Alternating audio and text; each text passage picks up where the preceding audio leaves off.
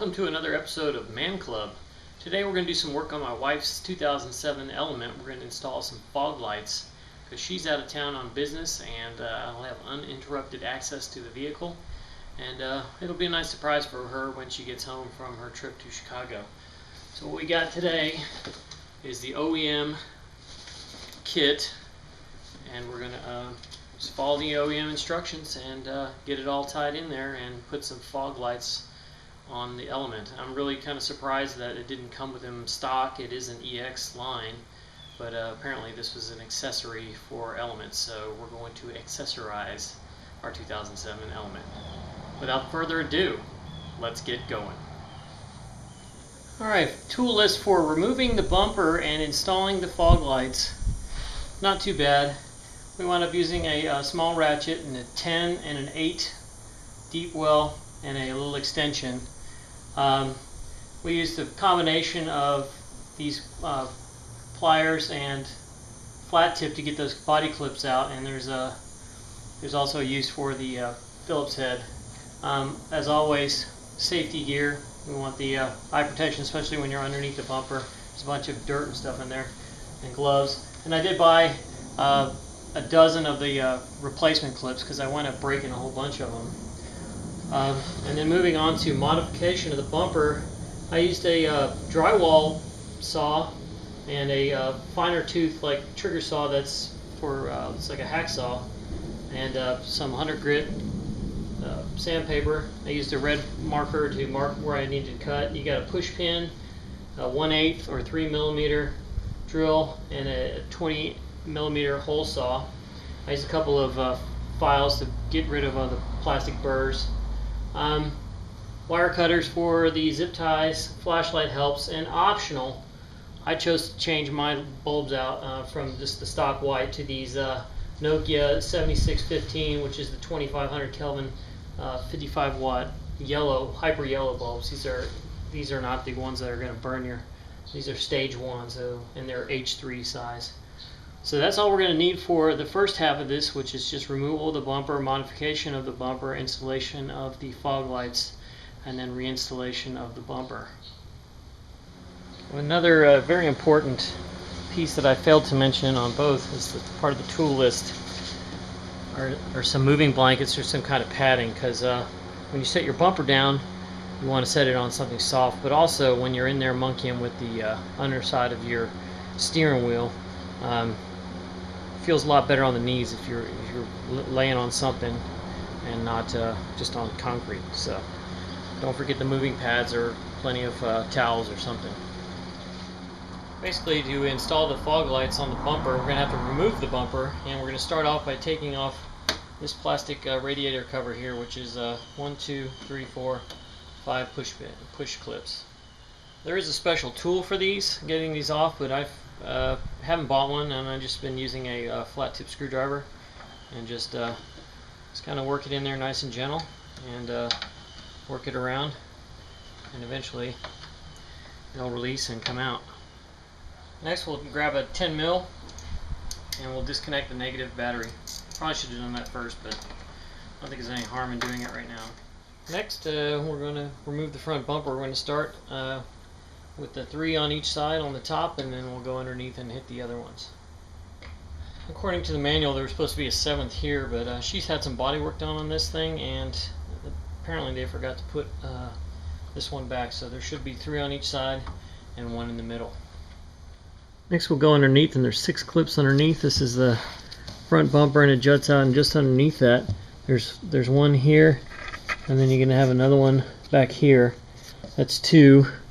And then there's one in the middle, and then a couple more down there. So there's 6 total, all in the center, basically between these 2 bumper pads. So I wound up destroying a couple of these body clips underneath. They were really fragile, and as soon as you start pulling on them, they just cracked or split. So yeah, they've been abused, probably hit by the weather a lot more than the other ones. So we'll need to buy some new ones of these. But for now, we're moving on. If you continue on the bumper, there's a 10 mil stepped bolt. There's 2 of them. There's one here, and there's one over here right in front of the wheel well, and then up inside the wheel well there's a screw, self-tapping screw. So we'll take these two bolts out and the screws out, and then I think it's just clipped in after that. After you've gotten the step bolts, there's two on each side, removed, the last thing is inside the wheel well. There's a little self-tapping screw right here, and it is an 8mm. Alright, so we don't have an assistant, so I'm just going to try to do this as best I can. I put a little box here. We're going to try to pull the bumper off now. We're going to start on the wheel wells, get those loose, and then just come to the middle, and hopefully we'll be able to pick it up and set it down. And I do have a blanket here, so we don't hopefully scratch it too. We don't want to mar up this beautiful finish, so let's give it a try.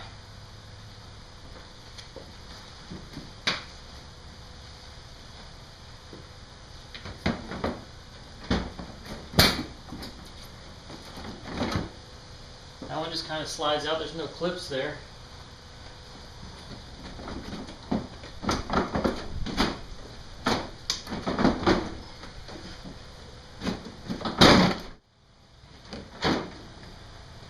Ta-da! Okay, now we got our bumper off. There's three little crosshairs on the top of each fog light. I've marked them there with a red pencil so it's easier to see on the camera. We're going to take our little push pin and we're going to basically put a little pilot on the center of each crosshair, just like a sniper would. And then we're going to drill with a 3mm, then a 20mm drill bit.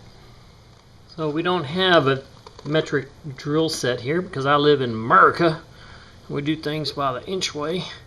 Anyway, so we're going to use a 1/8 instead of the 3mm. It's just a pilot, and we're basically just going to cut out that circle. So as long as we don't go over that line, that's the cutting line, I think we're good. After our 1/8 inch is done, we'll go to a 20mm hole saw. Basically, just don't want to go over that line. So, okay, we've got our 3 holes drilled. Next we're going to take, I'm going to try this first with a drywall saw, and basically just going to cut along this edge of the line. It might be kind of hard to see, but there's a definite line here, and then we'll flip it over on its face and we'll cut out this hole. So basically when we're done, this whole piece and then the center of this round piece will be empty, and we'll slide a light in there and mount it up. Okay, so I've cut out a nice little section here, and it's real ugly, but we'll go back there and with a file and clean it all up and get these edges nice and smooth. And I've marked in orange or red, there's 2 grooves here, and we're basically going to cut inside that groove. Do not go outside of the groove. We don't want to mess with this. These are mounting points, so I would suggest not getting close. And just go around and we'll trim all this up and clean it up with a file. I'm pretty convinced this is a good tool for the job here, this drywall saw, because even on the sides I was able to just punch it through there and cut. So now the only thing that's really holding it in is I just didn't cut by these posts because I want to be real careful that we don't, screw up the integrity of these mounting points.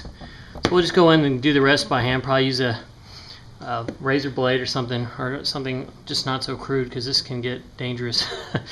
It's not really for fine work. So I'll probably switch over to something like this, and this is real fine. This is like a little hacksaw blade thing I found, made in the USA. And we'll knock this guy out. Okay, this tool actually worked really well. This is a little finer.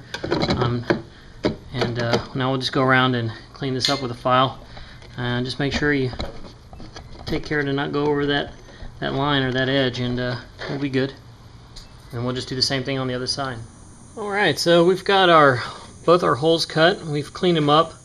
I used a little bit of 100 grit sandpaper as well. It's a little rough, but it's good enough. And so now we're going to get our lights, which are wonderfully made. Glass, made in Japan, these are. We're going to locate that and these 4 self-tapping screws.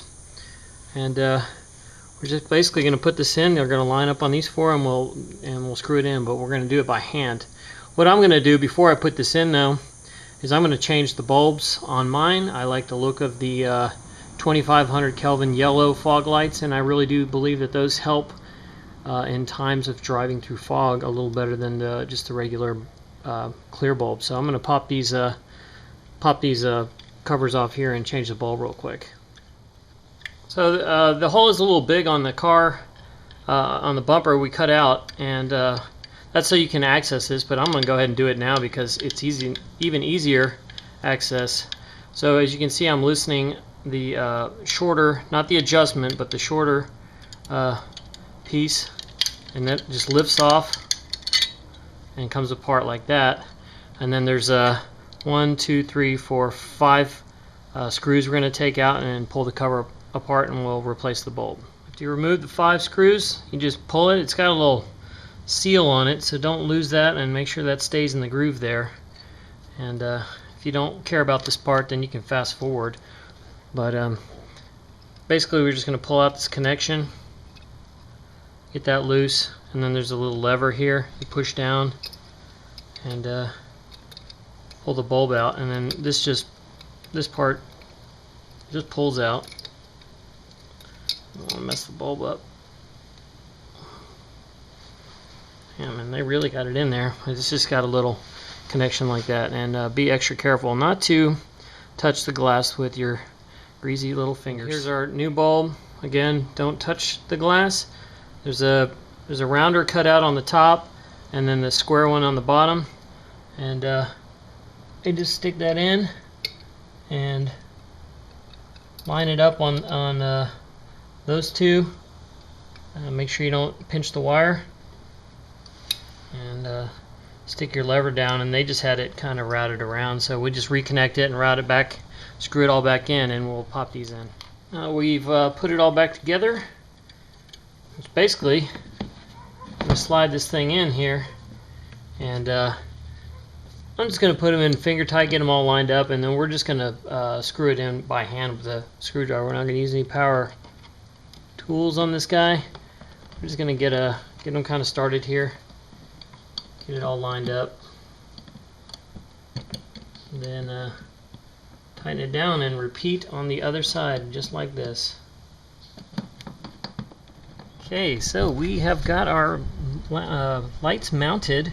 Now we're going to route the fog light harness, and we're going to start with the wiring harness that has a ground and the blue wires, and you can see they factory filled it up with some wonderful grease. We're going to look for this blue tape, which is right here, and hidden behind the blue tape is a nasty looking connector. So we're going to clean that up real quick, and then we're going to wind up passing the harness, through here, through underneath the headlight, and down this little hole. And we'll clean that connector up and connect it up, and attach the ground, and then work our way over to the other side. Well, yeah, it's pretty nasty, so I'm just going to utilize an old t-shirt and just wipe it down a little bit and get it nice and clean, and then wonderfully color coded. Looks like it goes just like that. So we got that connected, and I don't know if you can see that or not, but right back here there's a grounding bolt. I'm going to loosen that, take that guy off, and we'll add one more grounding point to it. Looks like there's already 4 there. They need another brother and sister, so we'll pop 5 in there, and then we'll start routing. Pop in here with the 10mm. We'll just kind of push this stuff out of the way, and Honda's pretty efficient and consistent when it comes to their bolts. So okay, we wind up putting it in on the underside of the bolt, so it's the first thing to hit this bolt, grounding bolt. And then if you notice, there's a little catcher there to keep the whole unit from spinning when you're tightening it down. So that's what it's going to wind up looking like right there. I don't know if you can see that too well, but just tighten it back down. After the ground is nice and tight, the last thing we're going to do here is we're going to cleanly zip tie this new line to the main line, and we don't want to clip it to this one. This is the SRS harness, and we don't want to accidentally trigger that, so we've just clipped it directly to the main line, which is here, and then it goes up through this hole and out and over, and we'll start routing it down towards the other side. So after we got that all tidied up over there, we have our OEM line here, which splits into a Y, and they've already mounted these nice little pieces on here for us. So we're going to take this guy and stick them on down here. This is for the driver's side light, and I'm thinking that these guys are just going to line up and clip in to the pre-existing holes. I'll give you a close-up of those here in a sec. So on the driver's side, here's the connection. We follow it up, and then there's one clip there, and then another here, and we go back underneath the frame, and then there's a third one there, and then we're going to add 4 more to really just tighten this thing down. But this is how I've got it running now. There's the one side there going through there, and then the second side going up and behind the radiator. So in the kit there's 4 extra wire ties or zip ties that have a clip on the end of them already, and I'll show you where I'm going to add these. There's one right here underneath the driver's side headlight, and then on the inside of the frame, and then right next to that, going up this bulkhead that holds the radiator up, and then keep following that up, and then there's one more right there just to the inside of the light. So we're going to zip all those down, and I think we're done with the driver's side. Alright, so now we zip tied the line to the main electrical line, and you can see there's one here, and there's 2, 3, 4, 5, and 6 right above the water, and then we dip down to the right side.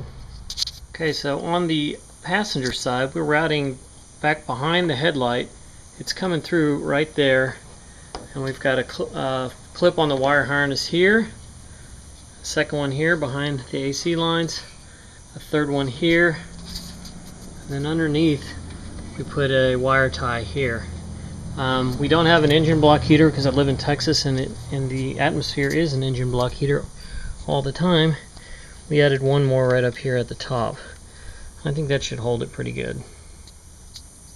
Once we've triple checked all the run of the wire, and we're sure that we're all in the right place, hopefully I've shown you everywhere that I put mine, and I think that's right. So we're going to take some wire cutters and snip off the excess. I saved this until last because these are reusable. You can actually, if you mess up, you can loosen them up and pull them out and do them again, but if you cut them, then you're done. So I leave this part till the end. And once we trim them all up, then we'll make our connections and put the bumper back on.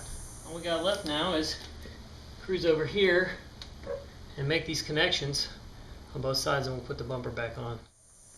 So put the bumper back on. You just have these little tabs here. Make sure everything goes up inside. And it's all got to fit together as one big happy freaking unit. Now that we're done with the bumper installation, we're going to move inside the cabin and do the electrical hookups, and including the steering column. The tool list for the interior is just really a subset of what we use on the exterior. We got a Phillips and flat. I really almost recommend a punch instead of the pry method, trying to get out the fog light, put in the light switch, the headlight switch with the fog lights, because unfortunately the trend of this job is that old plastic is no longer flexible. So I've cracked some of those body clips, and now I've cracked a little bit of the housing there, so it's no big deal, but just a word of warning. Wire cutters to get the zip ties, and then once again 10mm socket and ratchet. Since the battery is disconnected, we need to turn the wheel like 90 degrees to the right. So just turn the key, unlock it, and just muscle it, That's good. Next we need to remove this panel here, so it looks like there's a couple of turn locks. And once that's out of the way, we'll set that to the side. We're going to lower the steering wheel all the way down. Next we're going to remove 3 screws, and then there's one here, here, and here, and we're going to work on trying to separate this steering column. Now that the screws are removed, there's a couple places we need to press according to the instructions to basically separate these 2 pieces of plastic.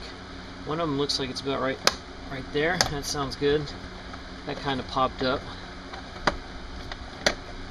And let's see what happens here.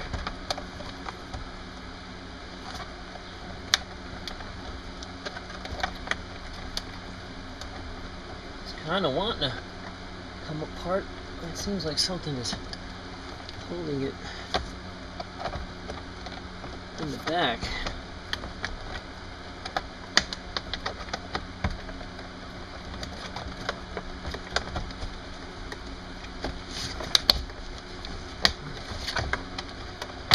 There it goes.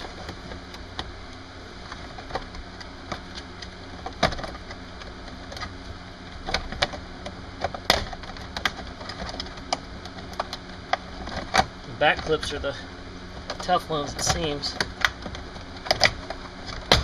There we go.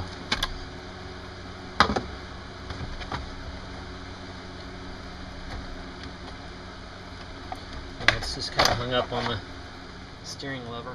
Next we're going to do a little bit of assembly with our wiring harness that looks like this guy.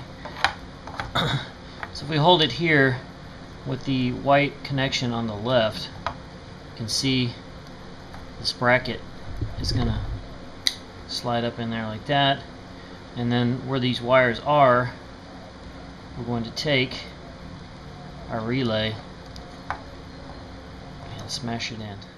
So the bracket that we just assembled with the relay on it is going to go by the gas pedal, so I'm giving you a full outside view. And we'll come in, we're looking for the data port connector, which is here, and it will mount right here. It's really tight quarter, so let me just show you what it looks like now and show you what it looks like when it's installed. Okay, there it is installed. The nut went down through the top and the bolt to the bottom. I don't know how well you can see that, but that's what it looks like installed. Onward to the next step. Okay, step 29, the dreaded step that hung a lot of people up. Fortunately for me, there's been people that went ahead of me and figured this out. So, to give you where we are, is the gas pedal over here. This is the bracket harness we just installed. And according to the people and just the location of the wiring, we need to pull these guys back, and we'll see if we can find this dreaded blue. And there it is, right there. So that's the one we need. So this is the mysterious plug that's hidden behind everything, and we have this provided red clip, and we just slide that on to the piece that we just found in the back, and we're going to hook that up. I'm going to say putting that red clip into the back of the bracket facing upward was pretty tough. I had to do some yoga moves to get in there, but I don't know if you can see it right there. That's the top of it. So on the clip that we mounted, or the bracket for the relay and all that, there's a hole that's facing upward in the back, and you gotta route that thing up underneath. It's pretty cramped, but it's in there. So that's where it goes. I really can't show you better than that. I mean, let me try. It's right in here. Next, we connected the 3-pin after I got it all done. We'll put a sticker on the end of this in your given language that was provided, and then we'll plug this into the fuse box. Finally, a good angle I can show you with the camera. So the fuse plug goes into this one right there, so the second one from the left. And finally, we'll secure everything down with zip ties. I got one here and then one up under here, just basically securing it to the main harness. And that's it for down here, thank goodness. Alright, we got all the panels and everything back on down there secured, so now we need to just turn the wheel 90 degrees to the left so we can have access to the light switch. Basically, we're going to swap that out with the new one that includes a switch for the fogs. Okay, basically now these are the Phillips. We're going to take these two screws out, and then there's a 16-pin connector on the back. We're going to loosen this guy up and remove him. Next, it says using a flat tip screwdriver to stick in here and pry this, push towards the motor so you can slide this out. I wound up breaking it, but in retrospect, I think a little punch pushing right in there would have pushed it out, and it comes right out. So avoid the flat tip if you want to save your piece. Then we simply get the new one. Looks exactly like the old one, but it has the fog switch on it. We're going to slide that in the same position. And reinstall the two screws and the connector in the back.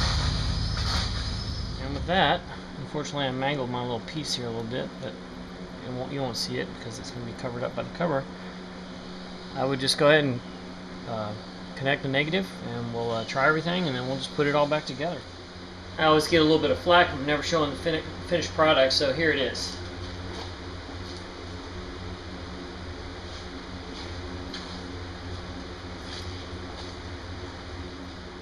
Well, this concludes another episode of ManClub. Today we completed the task of installing fog lights on a 2007 Element. And I think this is the same procedure that pretty much covers all the Elements, at least 2007 forward, until the unfortunate cease of manufacture of this wonderful vehicle. If I could summarize one thing throughout the day or doing this task, is old plastic is brittle.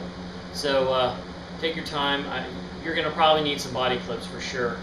The only other thing was removing the old light switch on the left side of the steering wheel. The instructions had you prying on that white plastic to try to free that. There's a little peg that sticks in the hole. I wound up kind of cracking it. I think a better solution would probably be push a pin, or I had a little punch, push that hole in, and you push that peg, and then it just slid right out. So I don't know why I was struggling so much with that, trying to follow the instructions. But it's one of those things, live and learn, and when you do this at home, you'll know better than I did. And I got to give props to the guys on the Element Owners Club forum for posting up where to find that freaking blue tape inside, back behind the freaking next to the subwoofer. I would have been frustrated too, but thankfully someone had gone there before me, and now I've gone there before you, so when you decide to do this, it should be even easier. Well, that about does it, so until next time, keep 'em hanging.